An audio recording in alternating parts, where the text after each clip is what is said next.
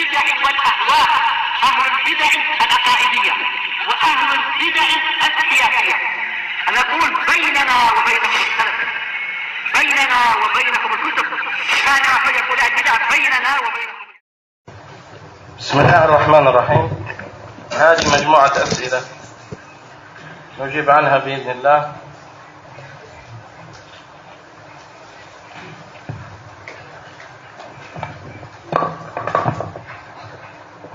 يقول في سؤاله: ما موقفنا تجاه من تكلم في علماء أهل السنة بسوء؟ الجواب هو ما قاله الحافظ الطحاوي رحمه الله في عقيدته المسماه العقيدة الطحاوية. قال: وعلماء السلف من السابقين واللاحقين، إلى أن قال: ومن تكلم فيهم بسوء فهو على غير السبيل. فعلماء أهل السنة والجماعة المعروفون بالاستقامة على السنة وتحري الحق، الطعن فيهم بغير حق وبغير حجة هذا إنما يرجع بالمساس بالدين، لأن علماء أهل السنة هم حملة الشريعة، وإذا طعن في علماء السنة وحملة الشريعة هان شأنهم في قلوب الناس، وإذا هان شأن العلماء في قلوب الناس رجع على الهوان في قلوب الناس تجاه استقامتهم في الدين. فلذلك قال الطحاوي رحمه الله: فهو على غير السبيل. ولهذا كان من علامات أهل البدع والأهواء كما ذكر الإمام أبو حاتم الرازي وغيره من الأئمة كالصابوني في عقيدته، عقيدة السلف أصحاب الحديث، أن الطعن في علماء السنة هو طعن في الدين، وأنه من علامة أهل البدع والأهواء. قال: من علامة أهل البدع والأهواء الوقيعة في أهل الأثر. فالوقيعة في أهل الأثر ليس لكون ذلك العالم طويلا أو قصيرا، أو ليس لكونه أعمش، أو لكونه غير ذلك من الأوصاف الخلقية أو نحوها، ولكن إنما يطعن في علماء السنة لحملهم للسنة وذبهم عنها، فيطعن فيهم من هو من أتباع الهوى والضلالة لإسقاطهم وإسقاط الحق الذي معهم، فالطعن فيهم طعن في الدين. ولهذا كان من علامة أهل البدع الوقيعة في أهل الأثر. لكن لابد من التمييز بين علماء أهل السنة حقا وبين من ينسبون إلى هذا الاسم وليسوا منه. فكثير من الألقاب التي تنهال على كثير ممن هم في الساحة الدعوية ويقال فلان علامة وفلان كذا، لكنهم ليسوا على السبيل، ويقعون في مخالفات لأصول أهل السنة والجماعة من الثناء على الحزبيين، وهكذا مماشاتهم والمحاضرة عندهم، بل ما هو أكثر من ذلك في مخالفتهم حتى في اعتقادهم، وغير ذلك القول بالخروج على ولاة الأمور أو غير ذلك. كثيرون ممن ينتسبون إلى هذا الاسم فيقال فلان من علماء أهل السنة، ولكن عند التمحيص لا يكونون كذلك. فلهذا كان من أهل العلم رحمهم الله أنهم كتبوا كتبا في ما يسمى بالجرح والتعديل حتى يميزوا بين أهل الحق وأهل الباطل، بل حتى ليميزوا في حملة العلم بين من يحفظ ومن لا يحفظ وإن كان من أهل السنة. بل وقبل ذلك يقول الله عز وجل: وكذلك نفصل الآيات ولتستبين سبيل المجرمين. وقال تعالى: ما كان الله ليذر المؤمنين على ما أنتم عليه حتى يميز الخبيث من الطيب. فالشاهد من هذا أن الله عز وجل ما أنزل القرآن وما أنزل هذه الآيات إلا لتستبين السبيلان: سبيل أهل الحق فتتبع وتحب وتسلك، وحتى تستبين سبيل أهل الباطل فتبغض وتترك. فهذا من أعظم مقاصد التنزيل ومن أعظم مقاصد الشريعة. والله عز وجل أنزل سورا في بيان حال وأوصاف المنافقين، بل أنزل سورة باسمهم، سورة المنافقون. وهكذا في سورة التوبة وغيرها من السور جل أوصاف المنافقين. ولا يزال الله عز وجل يقول: ومنهم حتى استبان لأهل الحق وللصحابة رضوان الله عليهم أهل النفاق. وهكذا اليهود والنصارى وغيرهم. وفي مقابل ذلك أنزل الله عز وجل سورا في بيان أوصاف أهل الحق مثل سورة المؤمنون وغير ذلك من السور. فالقرآن مداره على هذا: بيان سبيل أهل الحق وبيان سبيل أهل الباطل.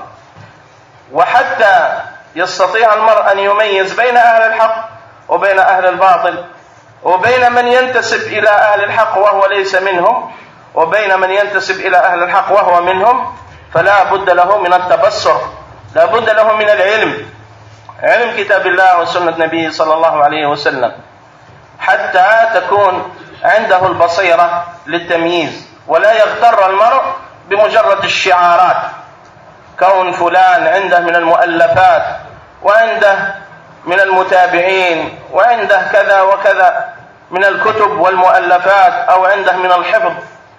فالشأن كل الشأن إنما هو في الاتباع. ولهذا لما قال يونس بن عبد الأعلى لشيخه الإمام الشافعي رحمه الله، قال له: إن صاحبك الليث، أي الليث بن سعد، يقول: لا تغترن بامرئ حتى تنظر مكانه من السنة وإن كان مشعل الماء. فقال الإمام الشافعي رحمه الله: قصر الليث، أي أن الذي قاله الليث شيء قليل، بل إن مشعل الماء وطار فوق الهواء فلا نغتر به حتى ننظر مكانه من السنة. فهذا هو الميزان عند أهل السنة، هو الاتباع.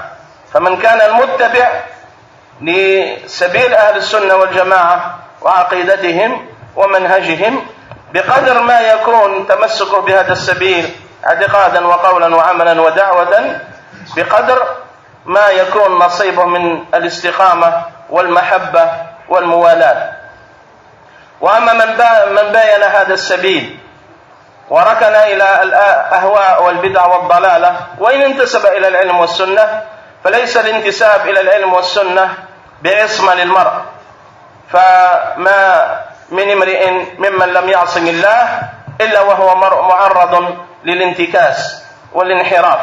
ولهذا كان النبي صلى الله عليه وسلم كما في حديث أنس عند الترمذي كان يكثر أن يقول: اللهم يا مقلب القلوب ثبت قلبي على دينك. فقال أنس: آمنا بك وبما جئت به، فهل تخاف علينا؟ قال: نعم، إن القلوب بين أصبعين من أصابع الرحمن يقلبها كيف شاء. وأصل الحديث في الصحيح. فالشاهد من هذا أنه قد يكون هناك ممن ينتسب إلى السنة ويقال فيه عالم أو كذا، لكن عند التمحيص تجد أنه مخالف لمنهج أهل السنة والجماعة. وقد يكون كذلك من الناس المغمورين الذين قد لا يعرفون وليسوا بمشهورين، لكنهم عندهم من الخير ومن السنة ومن الاستقامة على الدين ما ينبغي أن يعرف لهم قدرهم. وانظروا إلى دعوة الإمام الوادعي رحمه الله، لم يعرفها الناس عن طريق خروج في تلفاز أو عن طريق الفضائيات وغير ذلك، وإنما عرفوا الإمام الوادعي رحمه الله وعرفوا دعوته عن طريق علمه وما بثه في كتبه، وهكذا صوتياته في بيان الاعتقاد الصحيح ومنهج السلف الصافي. فهذا هو ميزان الاتباع، وهذا هو ميزان استقامة العالم. وكم من شخص تراه له من المتابعين ويخرج في الفضائيات وممجدا عند كثير من الناس، لكنه على غير استقامة. فالشاهد من هذا كقاعدة أن الوقيعة في أهل الأثر. من هم أهل الأثر؟ أهل الاتباع لكتاب الله وسنة النبي صلى الله عليه وسلم ومنهج السلف اعتقادا وقولا وعملا ودعوة. فهؤلاء الطعن فيهم والوقيعة فيهم يرجع بالطعن في الدين والوقيعة في الدين. ومن علامة أهل البدع الوقيعة في أهل الأثر. فأهل البدع إنما يطعنون في أهل الحق لاستقامتهم على الحق، ولكونهم يبينون ما يخالف أهواءهم، ولكونهم يبينون أباطيلهم، فلذلك يحملون عليهم بالطعن وبالتشويه وبألقاب السوء. فهذا هو ميزان أهل السنة والجماعة وعلماء أهل السنة والجماعة، الذين الطعن فيهم والوقيعة فيهم يرجع على الدين بالطعن. ولكن من تزيى بهذا الزي وانتسب إلى العلم ثم هو مخالف لأصول أهل السنة والجماعة ولسيرهم إما في العقيدة أو العمل أو العلم أو الدعوة، فهذا يكون منزلته من الانحطاط والبعد بقدر بعده عن هذا السبيل. فلا بد من التمييز بين أهل الحق وبين أهل الباطل، ومن ينسب إلى الحق ومن ينسب إليه وليس منه. نعم.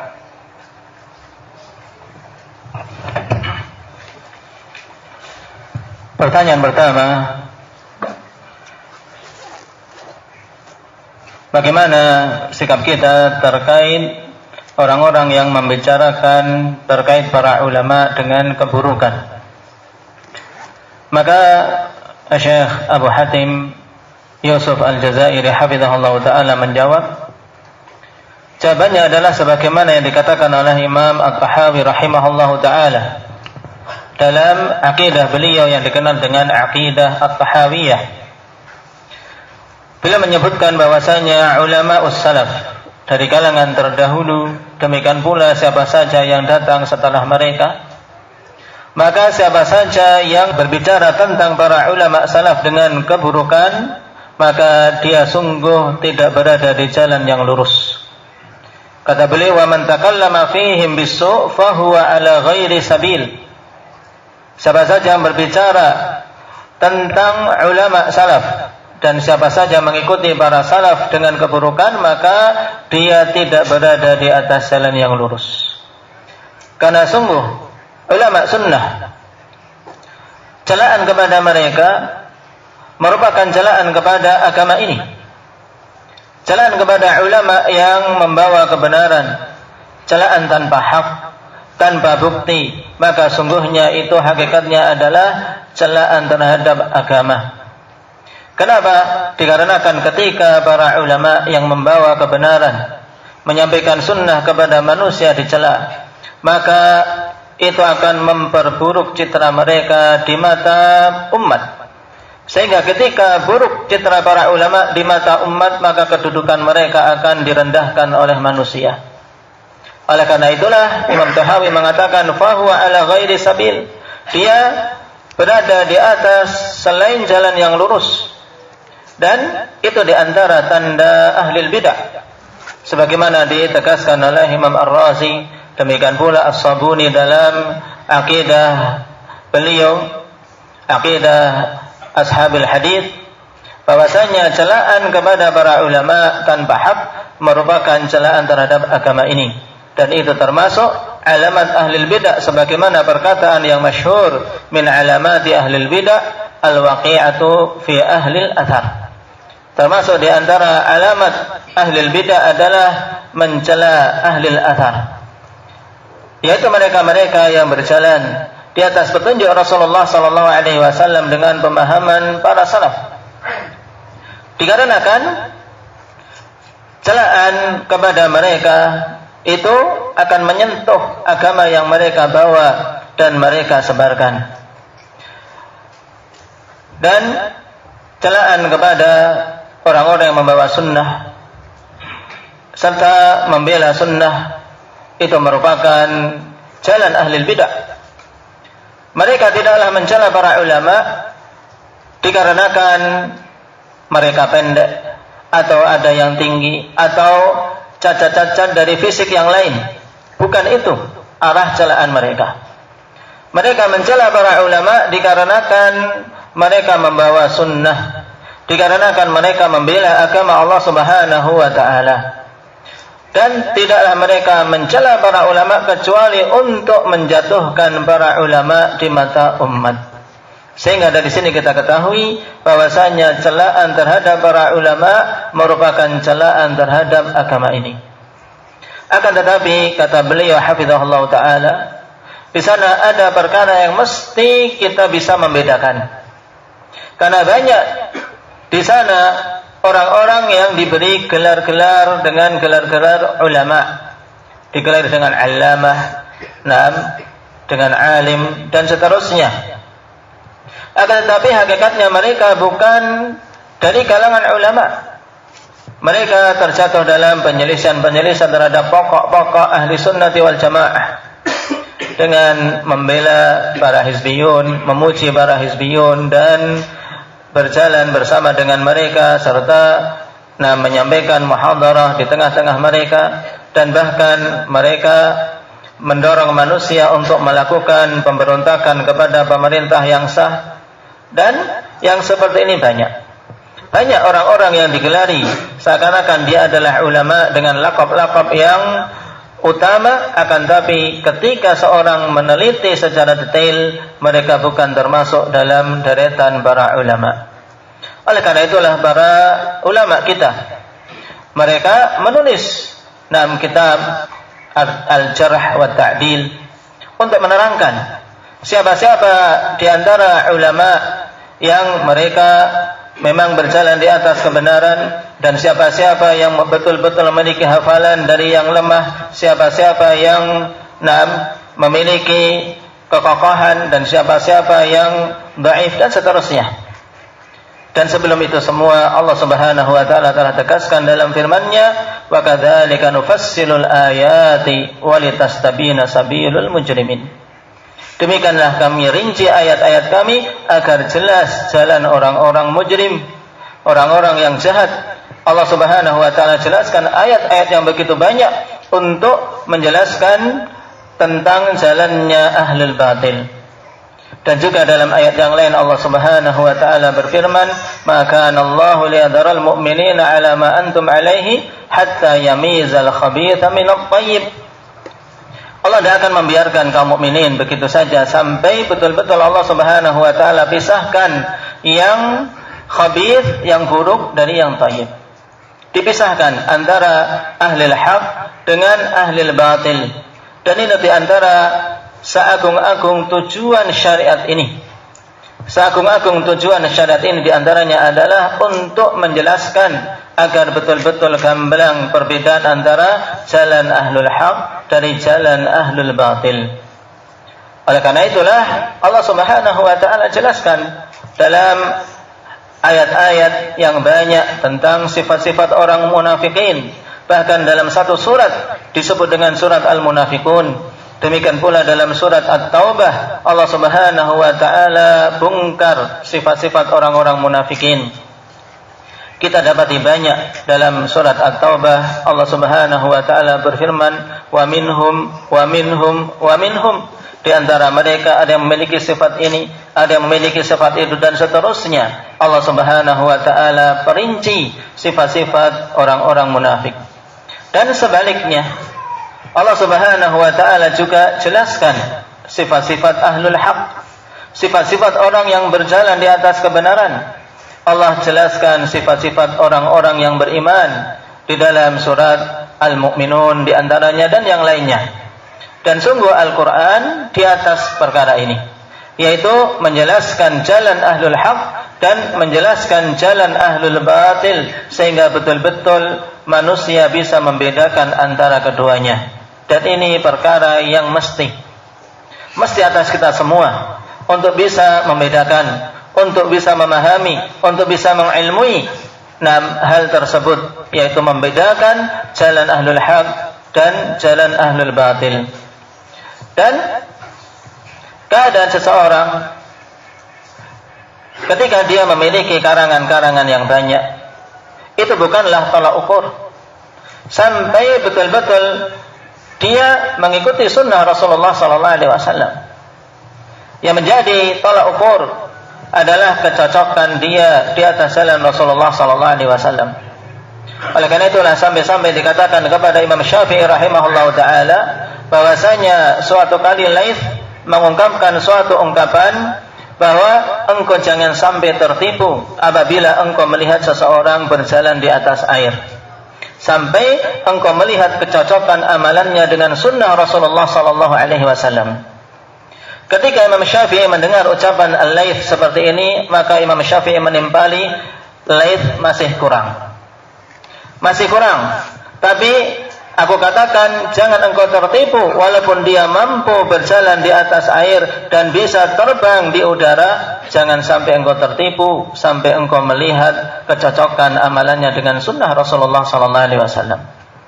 Oleh karena itulah dari sini kita ketahui, siapa saja memang betul-betul ittiba', betul-betul mengikuti sunnah Rasul, mengikuti kebenaran, maka sesuai dengan kadar kecocokan dia dengan sunnah Rasulullah SAW dari sisi ilmu, amalan dan dakwahnya, maka dia dicintai, dia diserahkan wala kepadanya, dan sesuai dengan kejauhan dia dari hal tersebut, maka kita juga menjauhinya. Karena sungguh tidaklah seorang pun kecuali dia memiliki kemungkinan untuk terpapar penyimpangan. Setiap manusia memiliki kemungkinan untuk menyimpang. Oleh karena itulah di antara doa Rasulullah SAW yang senantiasa beliau baca adalah Ya muqallibal qulub, tsabbit qalbi ala dinik. Wahai zat yang membolak-balikkan hati, maka kokohkanlah hatiku di atas agamamu. Anas radhiyallahu anhu bertanya kepada Rasulullah SAW, Ya Rasulullah, apakah engkau mengkhawatirkan kami? Maka Rasulullah SAW menjawab, iya, karena sungguhnya hati-hati anak Adam itu berada di antara dua jemari dari jemari-jemari Allah Subhanahu wa Ta'ala, yang Allah Subhanahu wa Ta'ala akan membolak-balikkan sesuai dengan kehendaknya. Hadits asalnya dalam As-Sahih. Dan banyaknya penyimpangan itu sangat nampak. Oleh karena itulah atas kita semua untuk mampu membedakan siapa-siapa dari mereka-mereka yang memang para penyeru kebenaran dari kalangan para ulama, dan mana-mana yang hanya sekadar gelar dan lakab-lakab belaka. Dan perhatikan dakwah dari Imam Al-Wadi'i rahimahullah ta'ala. Sungguh beliau tidaklah masyhur, tidaklah dikenal dengan munculnya beliau di layar-layar kaca, di televisi dan hal-hal yang lain. Akan tapi beliau masyhur dengan dakwah beliau yang lurus, dikenal dengan kitab-kitab beliau yang menyampaikan kebenaran. Dan sebaliknya, betapa banyak manusia yang mereka dikenal, dieluk-elukan oleh manusia dan terkenal di kalangan mereka, ternyata dia bukanlah penyeru kebenaran. Yang inti di sini terkait pertanyaan yang diajukan, yaitu bahwasanya memang celaan kepada ahlul athar, kepada para ulama yang membawa kebenaran, itu merupakan celaan terhadap agama. Akan tetapi siapa itu ahlul athar? Siapa mereka-mereka yang betul-betul mengikuti athar? Itulah orang-orang yang kokoh, yang lurus ittiba' mereka dari sisi keilmuan, dari sisi pengamalan, juga dakwahnya terhadap sunnah Rasulullah SAW. Inilah yang diarahkan kepada mereka itu, bahwasanya mencela para ulama yang seperti ini, yaitu ahlul athar, maka itu sesungguhnya merupakan alamat ahlul bidah dan merupakan celaan terhadap agama Allah Subhanahu wa Ta'ala.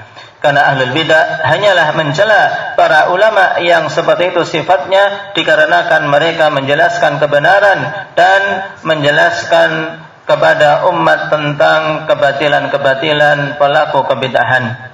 Akan tetapi orang-orang yang menyelisihi jalan ini, orang-orang yang melakukan kebid'ahan, maka tidak berlaku kaidah tersebut, sehingga atas kita semua untuk bisa membedakan siapa alim yang betul-betul alim